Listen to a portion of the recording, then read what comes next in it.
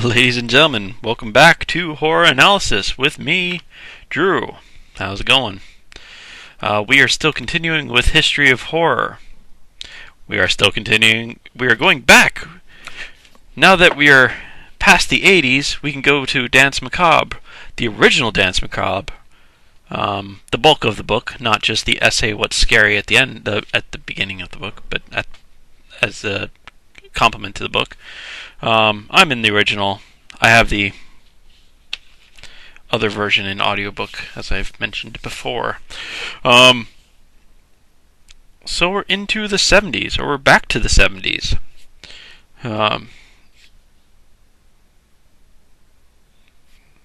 Did 2010s, then the 2000s, 90s, 80s last time, and now we're back to the 70s. I'm still going to be using Josh Howard's video, this one here, at the bottom of course, as a framework for a lot of the stuff, because he does go over some of the stuff that King doesn't, and I appreciate that, and I do need all the history of horror help I can get, even though I don't think it's a great video, but, you know, that same could be said about mine, so let's not really go into it too much. Josh Howard, since we have him up, he divides 70s, crazy 70s, into Italian neorealism, such as Cannibal Holocaust, and then the American side, demonic films continue, such as The Exorcist, and the slasher films debut. And then he says they don't even really debut because they debuted earlier on, because, you know, what's Psycho if not a slasher? What was I actually thought of another one today, but of course I can't think of it now. Anything? Nope.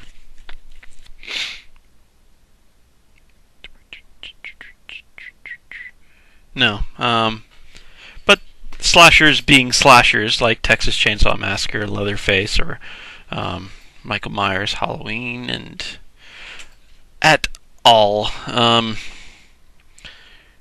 Of course, when we have Stephen King going, he's going to mention a whole lot more different things going on in this time. Trends, I guess. He's talking about, I don't want to say What's Scary, because that's the name of his essay, and that's just confusing. He's talking about how horror movies are broken up. That's not a helpful page. This is a helpful page. There we go. He's very broad in his horror movies as well.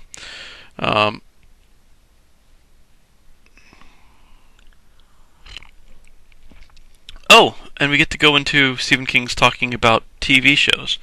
From Stephen King's talking about TV shows, I did research on I was IMDbing. It's a verb.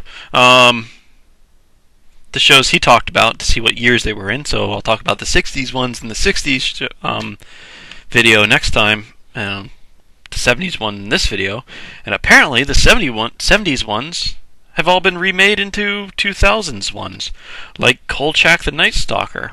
I didn't know that was remade. Apparently Dark Shadows, which is a Kolchak, same producer type guy, has been remade. So King goes over Kolchak. He enjoyed some of them.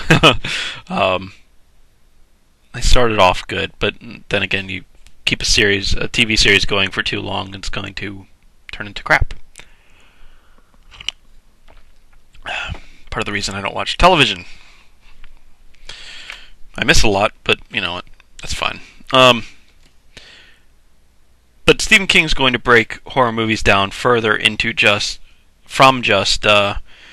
demonic films, slasher films, and Italian neorealism, which of course is the sort of documentary style that's going to influence Blair Witch down the line, and then I don't know if they were influenced, how much they were influenced by Italian neorealism as a school. But it's the same sort of filmography style. It's not my area of expertise at all, so I'm going to skip it as much as possible. Let's see. I got my hot water boiling, actually. Oh, it's really warm. It's a little painful, but that's fine. Stephen King's talking about different things, not just religious, demonic possession type things, or slashers. He goes more in depth. He talks about social political movies. In the 70s, social political movies would be like The Exorcist, focusing on Regan, the little girl in The Exorcist who's possessed. Sort of a juvenile delinquency gone mad. So in the 70s, there's still fear of juvenile delinquency run amok. So it's like, how bad can you get? Well, here's The Exorcist for you. This is worse than it could get. The Brood by Cronenberg, which King calls this horror movie of the disintegration of the generational family. Isn't that a fancy term?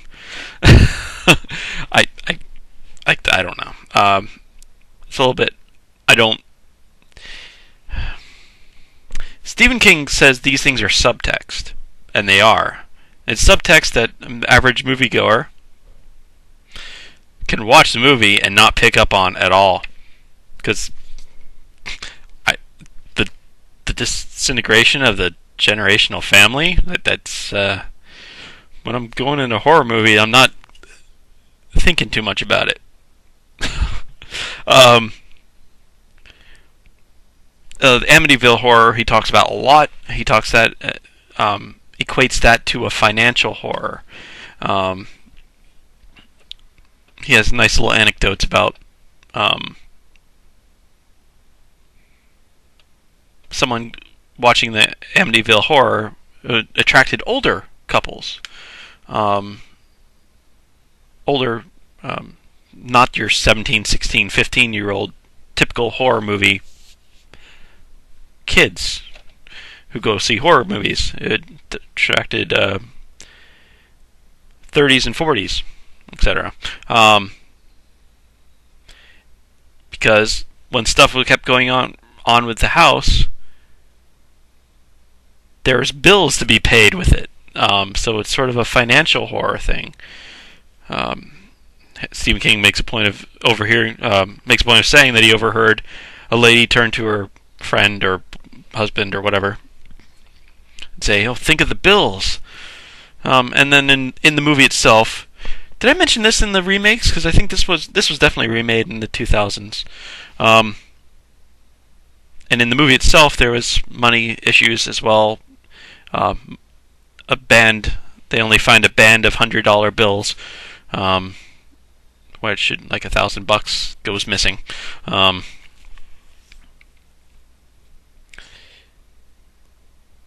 So that would be a financial horror movies. There's eco-disaster survival movies.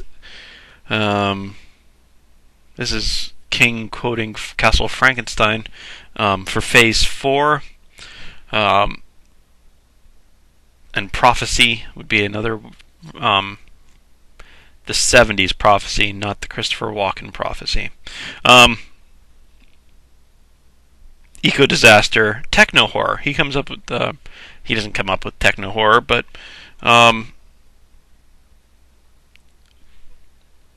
technology run amok in the worst possible way. Techno horror, leading to pollution, leading to abnormal wildlife in the Prophecy. He also talks about that one. His movie is junk food because it may fail in all social political things, and horror movies.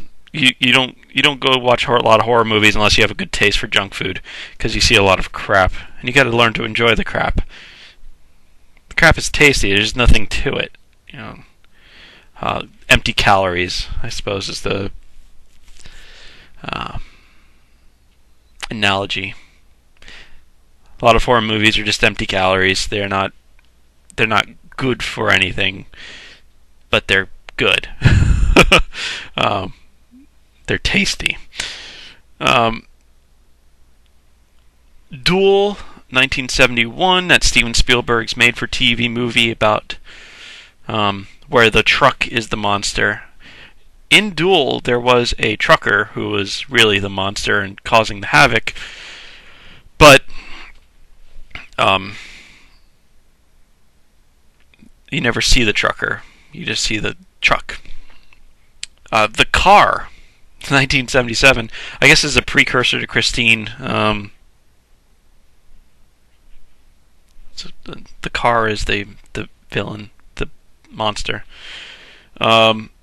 There's social horror. Stepford Wives in 1975. Women's Lib is the women's liberation is the underlying social thing going on that we're thinking about there. Carrie, actually, talking about Stephen King himself, the Brian De Palma 76 movie, and the book itself, too. King's very humble when talking about his books versus his movies. He doesn't mention any of his books at all, except to be self-deprecating about them, which is kind of crap. He's a very good author. Everybody knows this. But anyway, social horror as well. Anyone who's seen or read Carrie knows about the social implications of what's going on in Carrie. King talks about it as women's path to power. Women finding their own path to power. And Dawn of the Dead was mentioned in this section, but I think it was in contrast to something else. Oh, but he does talk about it in What's Scary. Dawn of the Dead would be a critique. Subtext. It's subtext. The subtext is a critique of consumerism, rampant consumerism. It's also a movie about zombies. Actually, I think King makes a point of saying, on one level, one of the movies he describes was... Which one was it? Does it have it on here? On one level, X movie, whatever it is about promiscuity, I think it was. And on another level, it's how would you like a giant leech to jump out of the mail slot and attach to your face? Those levels aren't working on the same... they're working at the same time, but, they're not... There's more attention going to the second than to the former. Alright. So that's some of the TV shows, and that's King's talking about the different sections of horror. Not saying that those... Techno horror obviously came out earlier, and social political horror came out earlier as well. This isn't something that was birthed in the 70s or died in the 70s. It's just that now that I'm in King's book, I should talk about it. And he has examples for me, and it's easier to illustrate the point when you have examples at your hand.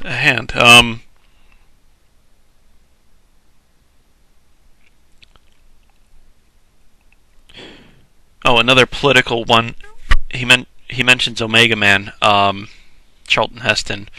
It's the I Am Legend, the second iteration, the second movie version of I Am Legend,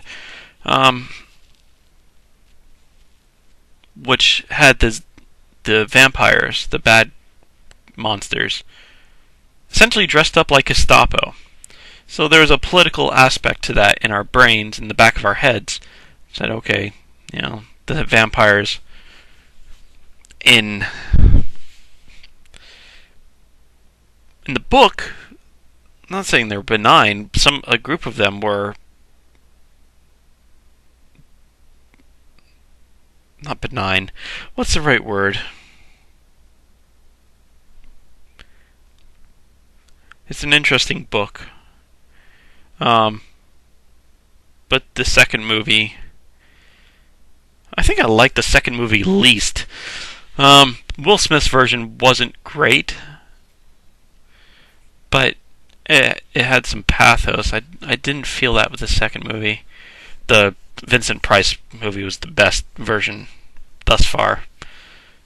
Still not as good as the book, but not bad. I don't know.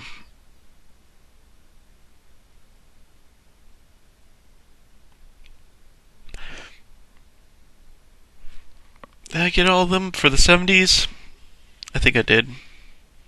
Oh, well, there's the mythic fairy tale horror, which is the other big chunk section that he talks about. And he talks about 20 movies in particular. He gives you a quiz.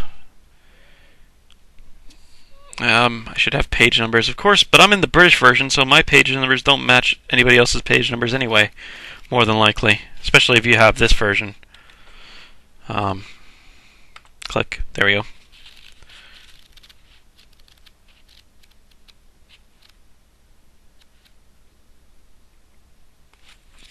Where was I at?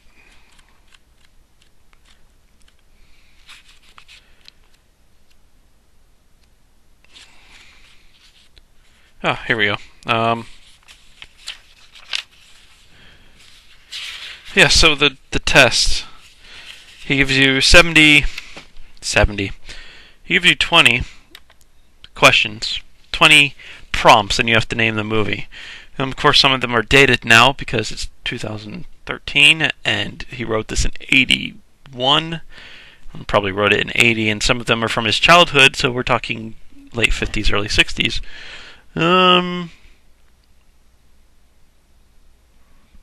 Yeah, late 50s, early 60s. So, I don't know.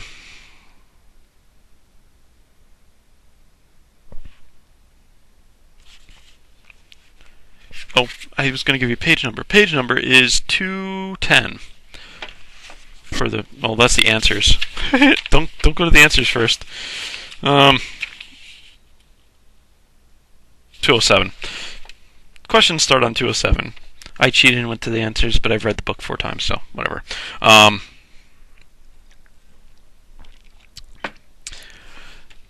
In this, there's a fairy tale aspect to some of these stories, and I disagree with some of them because, really, that's a fairy tale?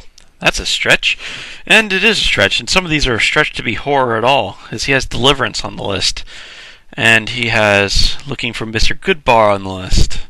Suspense. He has Wait Until Dark, which I guess I can't talk about now because it's in the 60s.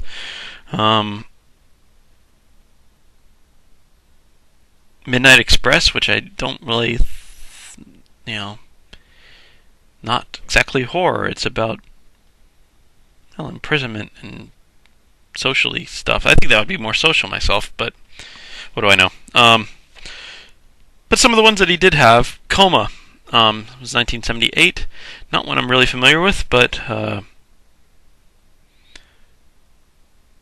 it's about people being, a bad mix of anesthetic, so they go into comas instead of getting knocked out for surgery. Alien, which was 1979.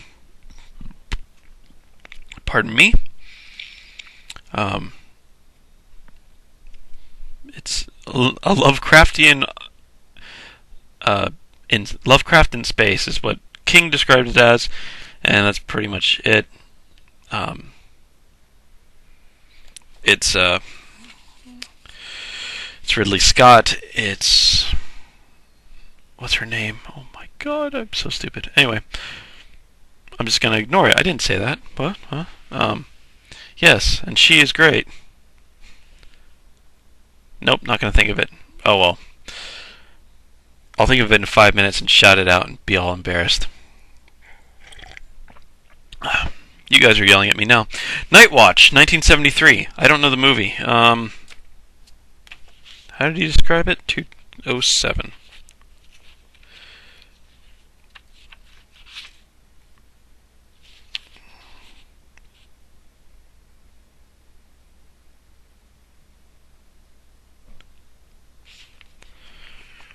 Oh, that's the Elizabeth Taylor one that I was looking up.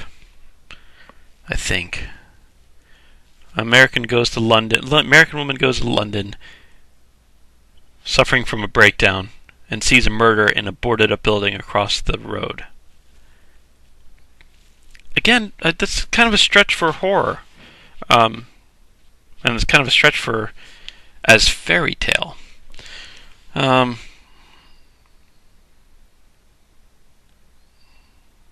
then Deliverance, and then The Omen, which is, of course, I'm thinking of the remake. Of course, it's on the remake list. I think it came out early 2000s. Would be the remakes. Is it on this list? I don't think it is. It was not. He had a neat little.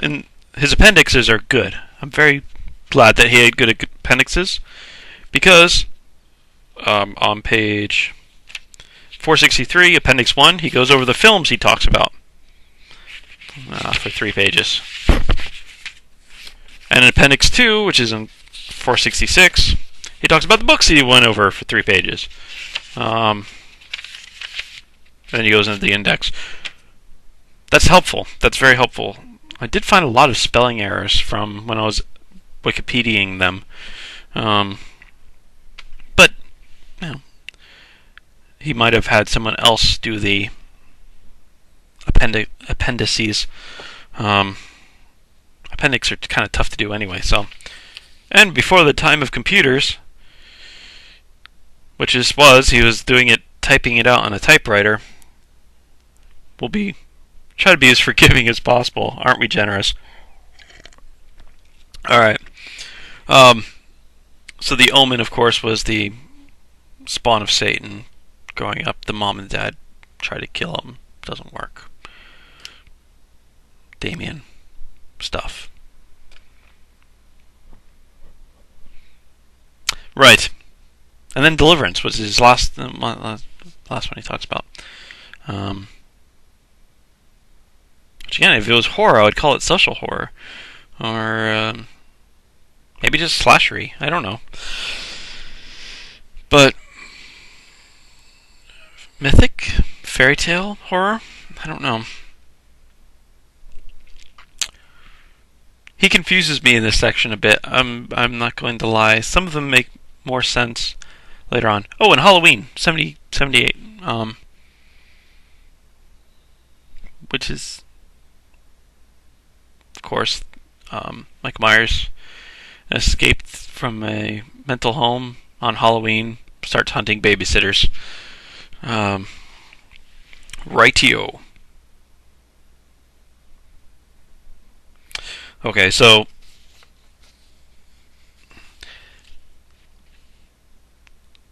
that, of course, didn't start in the 70s either. The fairy tale type setup of a horror story goes back to, goodness, even the earliest one on here is mid-50s. There's Bad Seed, I Bury the Living, Macabre, and I'm sure it goes back further than that. And this is also subtext. It's got to be, because I don't pick up on a lot of these myself easily. I sort of get the gist on some of them, like Stepford Wives and Carrie. I get the gist. Prophecy with the pollution causing gigantic giganticism in animals. Amityville Horror even is financial. I get it as subtext. This one I don't even get as subtext. Some of these are just confusing. Nonetheless, we shall crack on, shall we? Before I get to books, I'm going to continue with movies. I'll talk about what he's talking about with the 70s. He's going to talk about The Exorcist basically with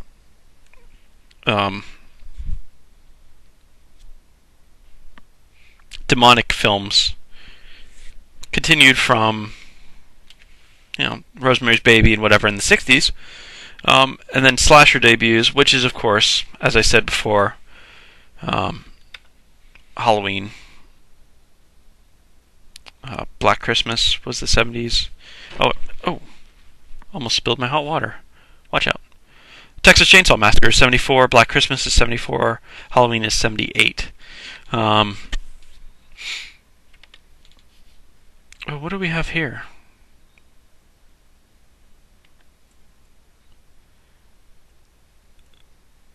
I guess you would call The Brood as demonic. I don't know what you would call the continuation of the zombie stuff from earlier. Oh, I didn't mention Jaws. Jaws, 70s. Jaws 2, 70s for that matter.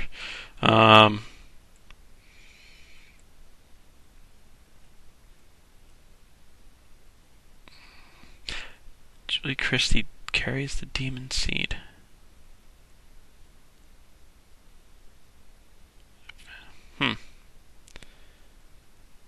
I'm flipping through these. On IMDb, there's these groups, these lists of best horror movies of the 70s, best horror movies of the 80s. I've been going over these trying to find stuff. Burnt Offerings I do want to talk about. I think that's on the list too.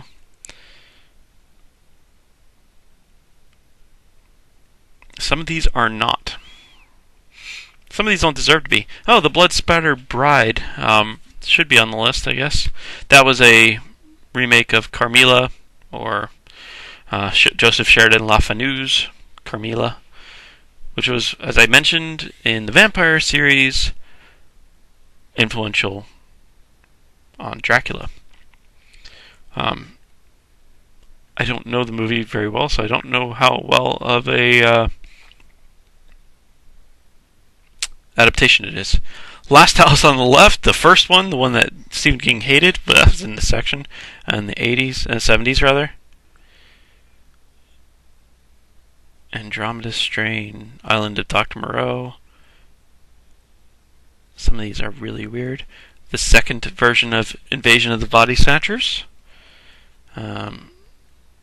These are not horror movies. Oh, the last Alfred Hitchcock movie was in the 70s, because he died in 1980, I believe. So, play Misty for me for slasher-e-ness. Martin, which is a cross between a vampire and a serial killer.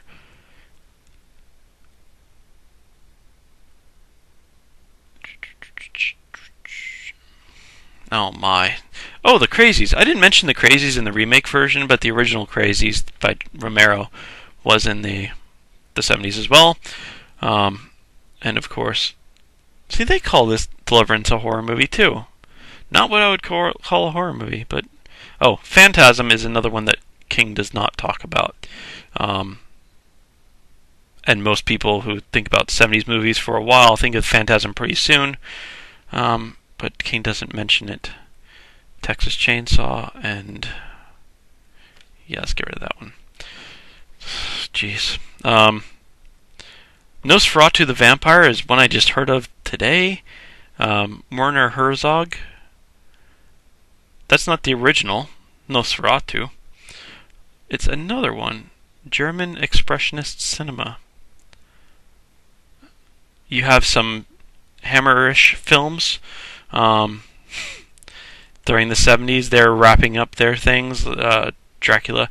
Oh, Willard is also in this section for Those of you who really want a rat swarm movie. It was also remade in the 2000s, because everything seemed to be remade in the 2000s.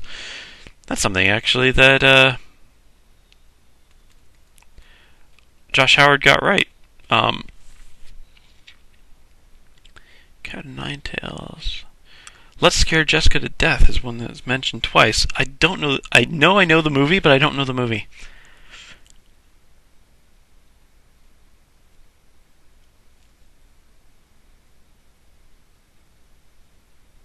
Some of these are really weird.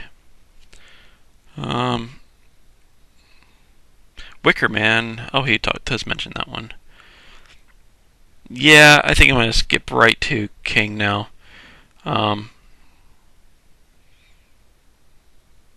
don't think anything that is on the list that King doesn't talk about is worth talking about. Because I think... Yeah, I'm calling it.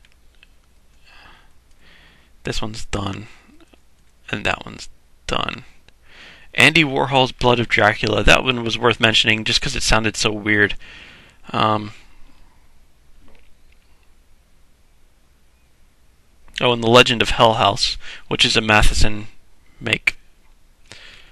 Alright, so 70s movies that King was talking about. I may as well go through them. I'm just going to go through them quick because I'm not familiar with a lot of these. The Abominable Dr. Phibes, directed by Robert Fust, 1971. Alien, I mentioned, Ridley Scott.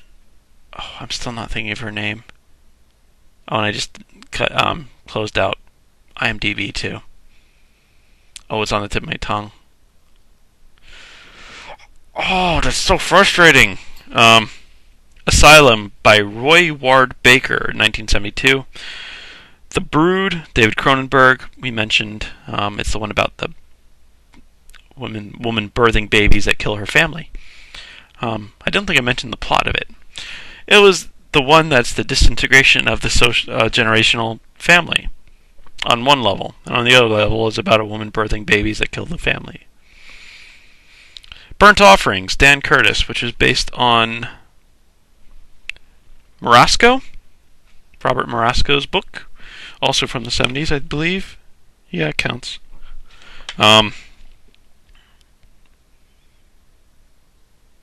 Carrie, Brian De Palma. It's based on the King book. Very good. 1976. I heard the rumor, I'm almost positive it's true, that the final scene in Carrie was so creepy because it was filmed with her walking backwards and then filmed in reverse, or projected in reverse. I'm not sure how. My technical knowledge of filmmaking is very slight, as you can probably tell. It was filmed in reverse, so she was walking backwards towards the house, so it looked like she was walking towards the house, and then Carrie's hand. Yeah, you know. The jump at the end. But she was walking backwards. So it seemed, and when you film it and when you project it forwards, so she looks like she's walking forwards, it looks weird because when you're walking backwards, you don't walk the same way as when you're walking forwards. So it seemed stilted and dreamlike. Anyway, fact for the day, if it is true, I think it is. I think it was a reputable source I heard it from. It wasn't just one of those things that you hear from people. George Romero's Dawn of the Dead, 1979, sequel to Night of the Living. The rampant consumerism that King talks about in What's Scary. That wasn't in the 2004 version. Oh yes, I was going to go through these quickly, wasn't I? Dario Argento makes his appearance in the 70s. Deep Red in 1975. Deliverance in 1972 was on his list. Horror movie? I don't know. Anyway, of course, Argento's a big one. So, John Boorman is the director of Deliverance. I'm not really familiar with his work. Don't Look Now, Nicholas Roeg, 1973. No idea. The Duel, Steven Spielberg is the best made-for-TV movie in Stephen King's opinion. 1971. Eraserhead, David Lynch, 1978. William Friedkin's Exorcist, of course, 1973. That's pretty much one on all the lists. The Frenzy, Alfred Hitchcock, his last movie, or his second to last movie. The Fury, Brian De Palma, the guy exploding at the end. Cassavetes? Is that John Cassavetes? I think so. Halloween by John Carpenter, 1978. House That Dripped Blood by Peter Duffel, 1970. No idea. The title like that, how can you go wrong? Jaws, Steven Spielberg, 75. Of course, it's a great one. Let's Scare Jessica to Death, John Hancock, 1971. One I'm not familiar with. Martin, that's a Romero. That's a vampire story / serial killer story, because you don't know if he's a vampire or he's just a guy who's cutting people and drinking their blood and killing them. But he does have flashbacks or delusions that he was alive 100 years ago. But then he was tricked in by his family. I don't know. In Romero's eyes, who also plays a priest in this, in Romero's eyes, he's not a vampire. There's no supernatural element. So in Romero's eyes, if you take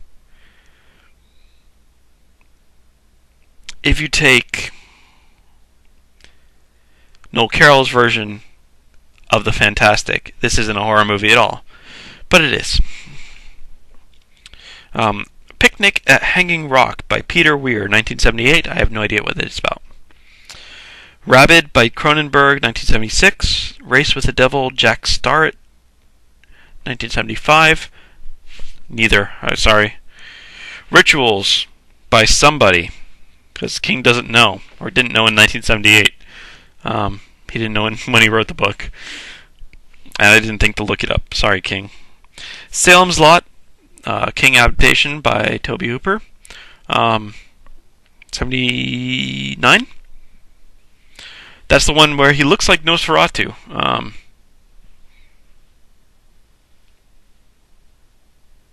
Oh yeah. Apparently, the guy who played Barlow was mentioned earlier today when he was talking about Thriller. The Boris Karloff television show that was one of the best horror ones. But we'll talk about that tomorrow. Seizure, Oliver Stone, 1975. I'm not familiar with this one at all. Oliver Stone's a pretty big name. Sisters, Brian De Palma, 1973. The Shout, Jerry Skolimowski, 1979. Someone's Watching Me, John Carpenter, 1978. The Stepford Wives, by Brian Forbes, 1975. Suspiria, Dario Argento again, 1977. Is that? Yeah, that would be the early. Nope, the second earliest. Tobe Hooper's Texas Chainsaw Massacre original, 1974. I didn't even have to look at that one. I knew that one. I have it memorized now. How many times have I said 1974 Texas Chainsaw Massacre? They Came From Within, Cronenberg, 1975. Trilogy of Terror, Dan Curtis, 1975. When Michael Calls, no idea. Philip Leacock, is he a director? 1971. The Wicker Man, also remade with, was it Nicolas Cage in the remake? Alright, Nicolas Cage I think was in the remake. 1973. It was directed by Robin Hardy. That's social horror, I would say. Religious horror. Willard Daniel Mann is the director, 1971.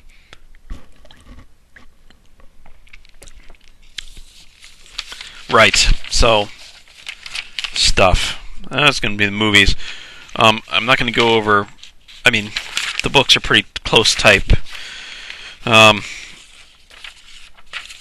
some of these books I don't consider horror, like Watership Down. The The Plague Dogs is not necessarily really horror either. I don't know. It's kind of odd. But,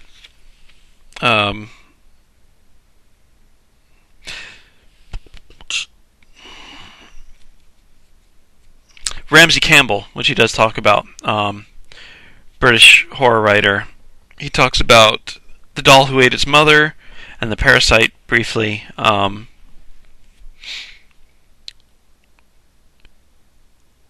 No, I'm getting mixed up with another one now. Doll Who Ate Its Mother was a ghoul in Liverpool eating dead people or dead body parts, limbs, stuff. The Thomas Covenant trilogy, 77 through 83, the first 3 volumes, apparently it's still ongoing, by Donaldson. Harlan Ellison, he talks about some of these in Strange Wine, like Hitler Painted Roses and Notes, come on, where are my notes? Croatan. James Herbert, The Fog. He talks about in 75. He recommends The Spear, and he talks about he mentions The Survivor. William Hortzberg, Falling Angel. I've never heard of. Dr. Rat by Kotzwinkle. I've never heard of. 78 and 76, respectively. Fritz Lieber, Our Lady of Darkness, 77. Never heard of it. But it's giving me... This is going to be my shopping list next time I go to the bookstore. It's like, wow, can I find... Or Amazon or whatever. Can I find some of these? Or can I find some of these on audiobook? Save me awesome stuff. Anyway, Richard Matheson's on here a bunch. Hell House, the movie was in the 70s as well. I don't remember what date I said, or if I did say. Then earlier stuff that we're going to talk about. And we're going to go back to Richard Matheson, because Richard Matheson's the man. Joyce Carol Oates, Nightside. I'm not familiar with this one. And Oates is another big author. Flannery, that's 50s. Oh, Ira Levin, Stepford Wives, and Rosemary's Baby. Rosemary's Baby was in the 60s, Stepford Wives was in the 70s. We talked about the movie. It's the women's liberation, men fighting back and reprogramming or replacing their wives with robots with breasts.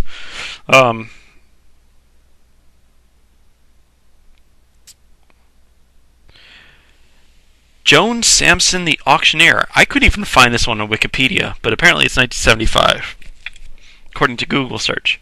But it didn't even come up on Wikipedia, so that's going to be an odd one.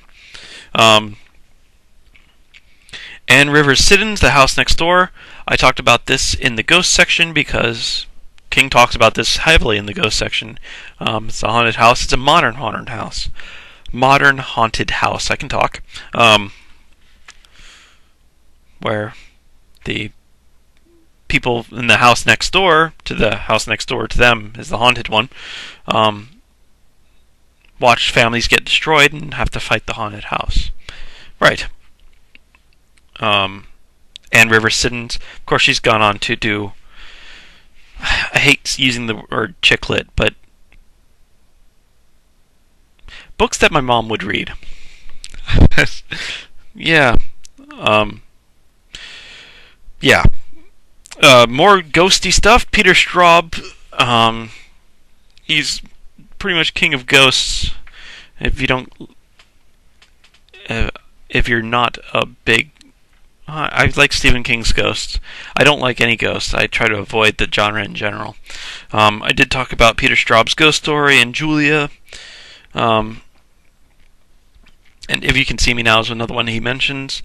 And Shadowland, which is 80, so it doesn't really count in this section. Thomas Tryon, The Other.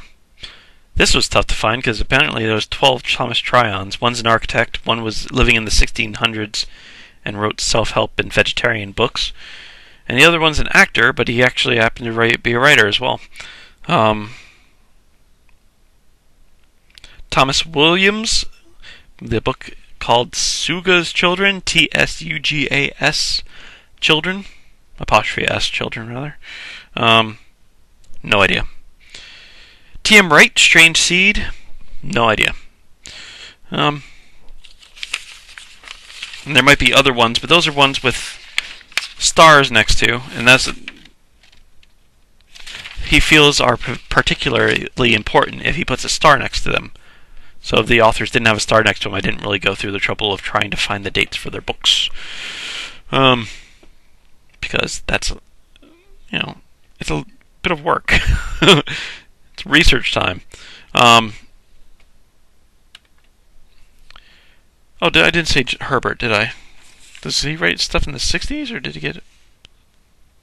I missed the Herbert. James Herbert, The Fog and the Spear, and The Survivor, all in the 70s. A fog comes in from government messing with stuff they shouldn't mess with, and makes everybody suicidal or homicidal or both.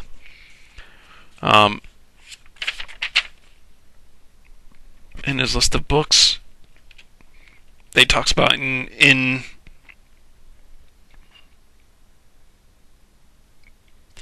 detail. House Next Door, Ghost Story, and Julia are the ones we talked about. The rest of them are earlier, besides short stories. Robert Ramsey Campbell, James Herbert. I can't talk today. And Harlan Ellison. Hitler Painted Roses was... I didn't mention it. I mentioned it, but I didn't talk about it. Hitler Painted Roses was the... No, that's really difficult to explain. It's a weird heaven and hell thing. Hitler is in hell painting roses. A woman escapes from hell because she's been unjustly sentenced there. Goes up to heaven to find the guy who really committed the murders that she's being accused of, who's sitting in a hot tub or whatever. And stuff happens, and God escorting her back to hell, saying, "Sorry, I don't care that you're falsely accused or whatever." Sees these beautiful roses painted by Hitler and is raving about them and say they're wonderful. Weird.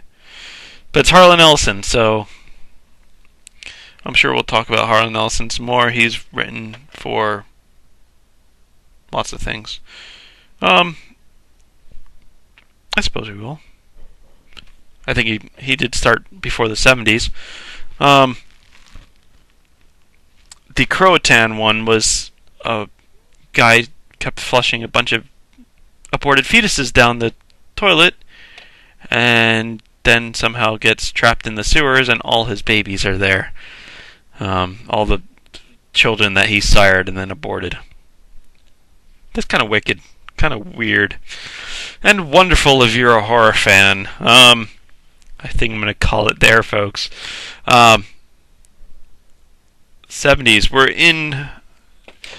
in waist deep in Danse Macabre. I can get it without covering the title. There we go. And we're going to wade deeper into the 60s next time.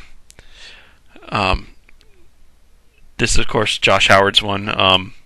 Armageddon and religious horror for movies. Psycho came out in the early 60s. Night of the Living Dead came out in the late 60s.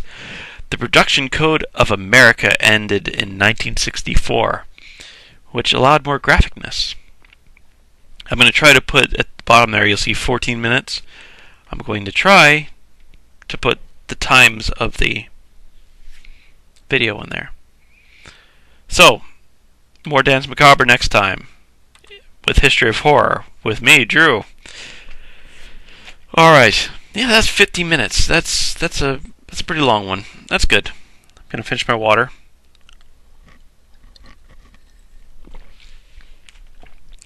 I think I deserve a cup of ice cream, I think.